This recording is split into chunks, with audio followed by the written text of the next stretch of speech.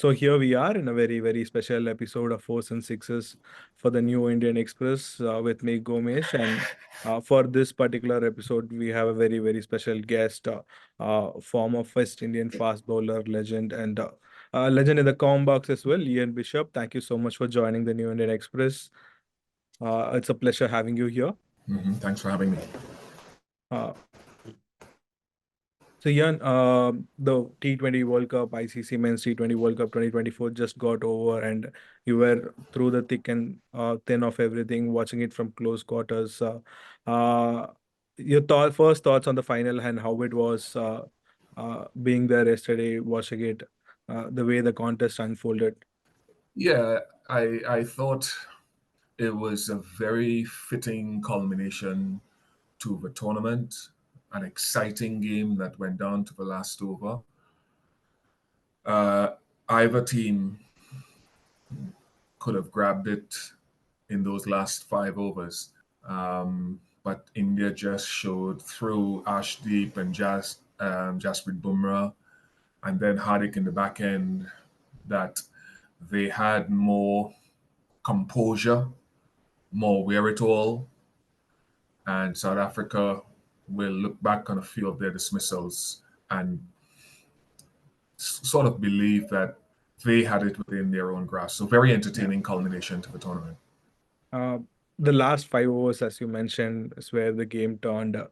Two of them were from Jasprit Bumrah, and you were not in comms. You had the bird eye view of what he did on the field.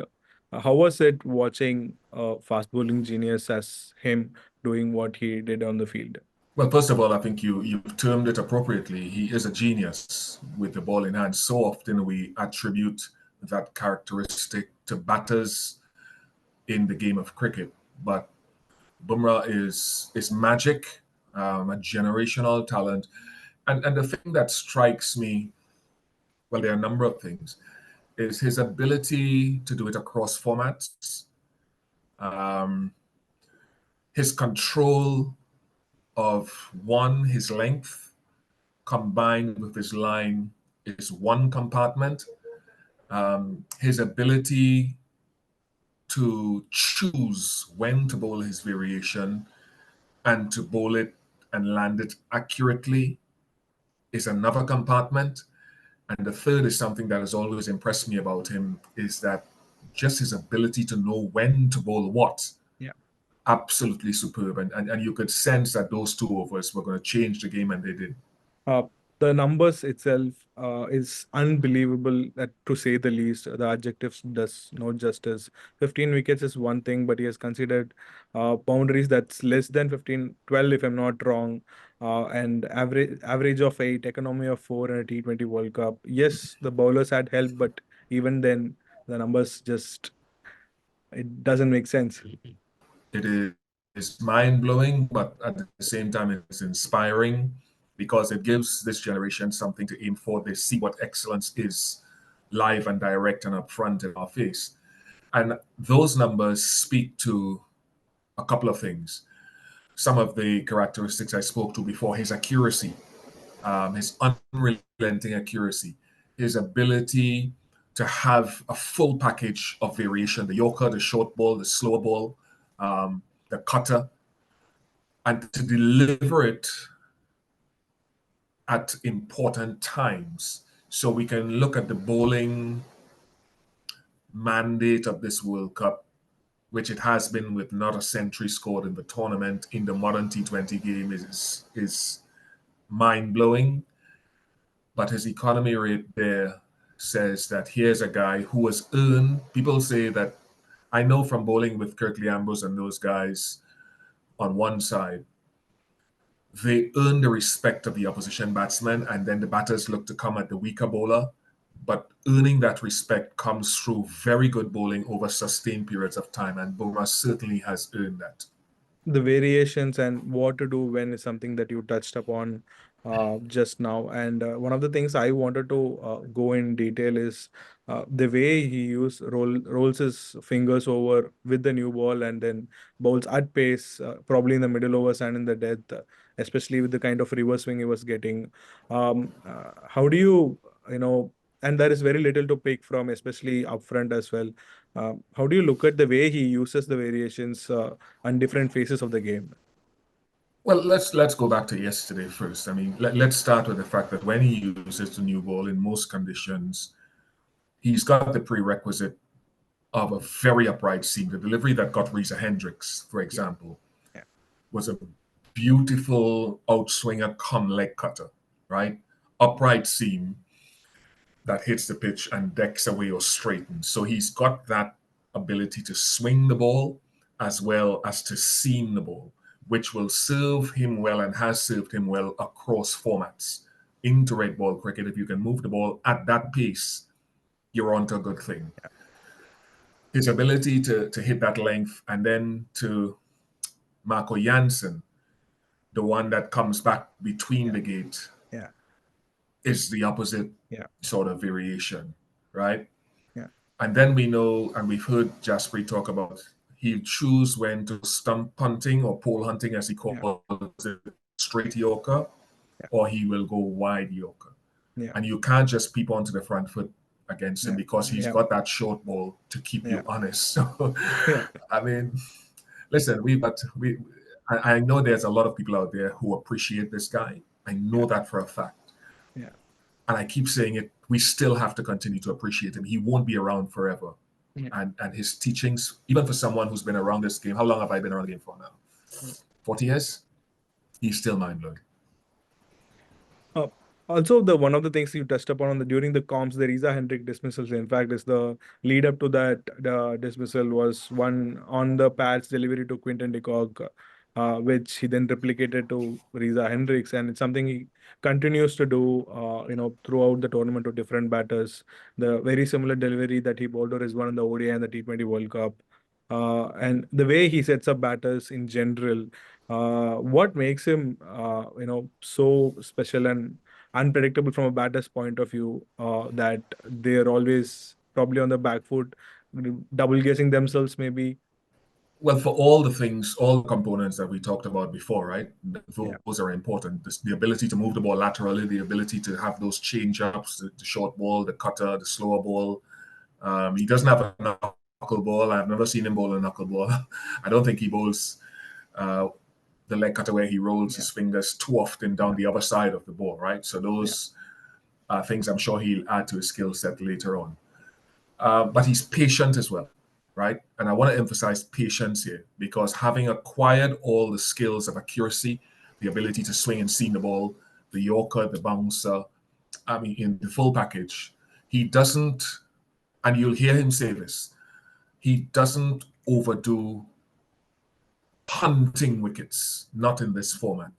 He chooses his moments. And I think to your question, he is almost able, which is key, this is very key, to almost be ahead of the batsman in understanding what a batter will be trying to do yeah, and being able to stay ahead and counter that.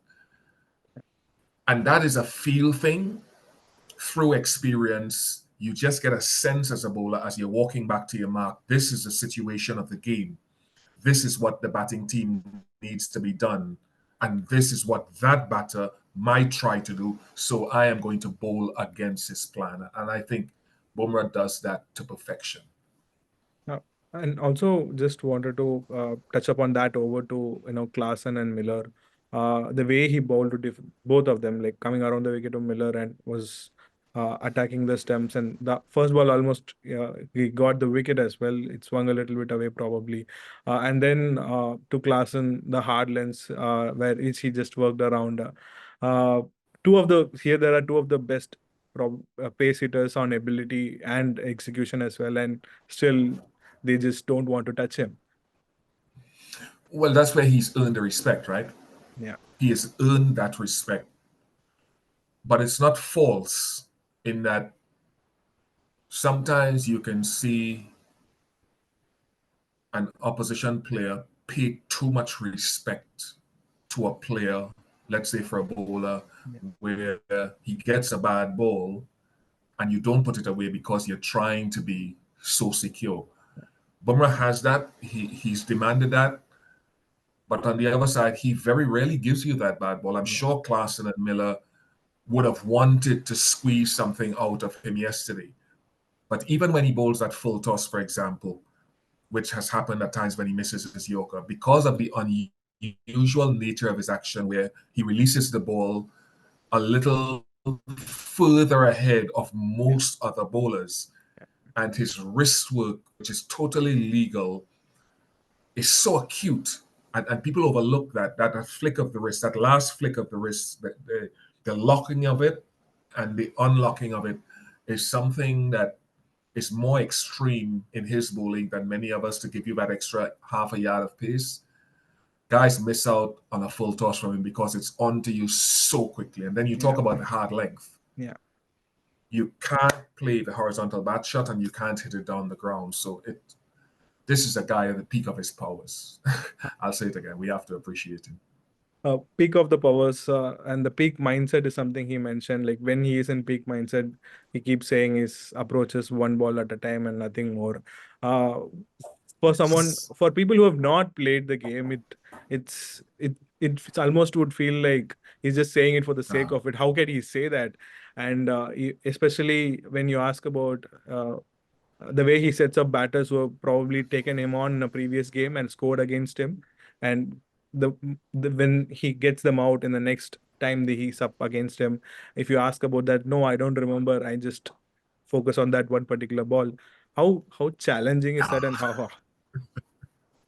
No, he remembers. Yeah, of course. Don't let Jasprit. He remembers. The best fast bowlers have memories like elephants, and that's a key part of the art form in remembering the strength and weakness of a player. Of course, you've got the video analyst who will also remind you, but Bumrah, in the back of his mind, will know where Klaasen was strong. He'll know, or weak, where Miller has been strong and weak, and operate in those areas. And when he says one ball at a time, he's saying, I'm not getting too far ahead of myself. Now, what I'm going to say is contradictory, right?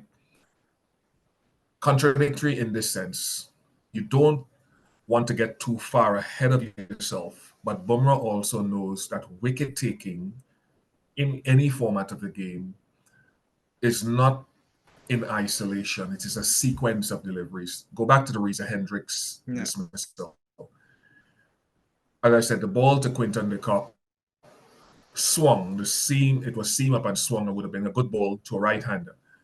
On that occasion, it wasn't a great delivery, but that gave Bumrah information that once the right-hander came on strike, if I make a subtle adjustment, the end result is exactly what happened to Reza Hendricks.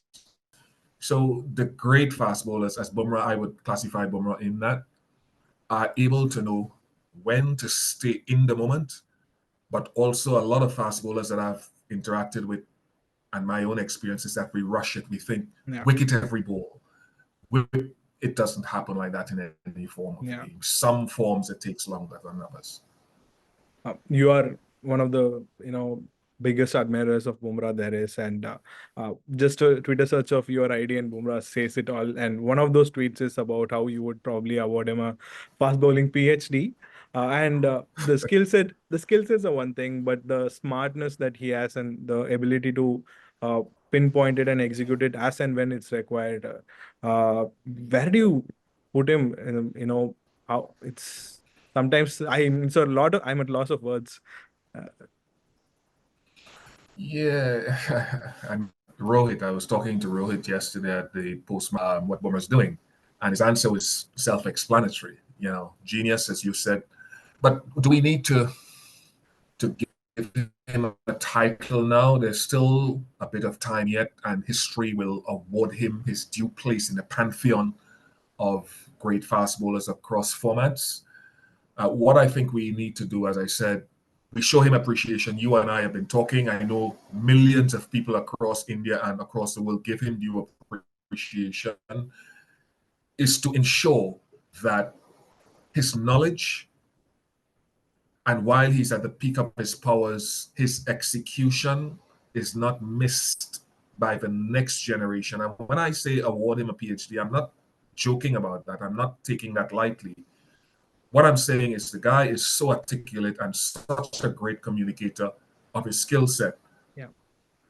that the upcoming generation, and even those alongside him like Ashdeep and Siraj and all of those guys, can expedite their learning curve just by interacting, as I'm sure Ashdeep and Siraj have done, interacting with him, picking his brain, learning from him, and then building their own DNA into that framework that he's given them and making it their own. And if we waste this opportunity, because I've played underneath in the sense that coming after some great fast bowlers, right? So I'm speaking from Yeah. experience.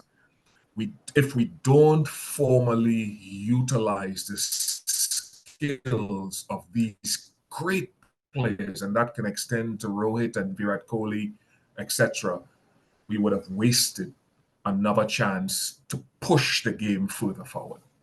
I think that pretty much sums it up. And just to add it to it, India, as you know, is a batting crazy country with the generation of batters we have had. But past few years has been very different. Every street, everywhere you go, every ground you go, there is a kid who's imitating Bumrah's action, trying to bowl like him, trying to, Yeah. aspiring to be him. And across the world as well, as from the videos that we come on social media, you might have seen as well. uh, so on that prop note, have to let you go because of the time. We can keep going on. I have so many questions. I've taken pages of notes to talk to you about Bumrah. Maybe some other day we'll do it in detail for sure. Yes. uh, Thank you so much for your time, and once again, this is Gomesh signing off. Thank you for watching.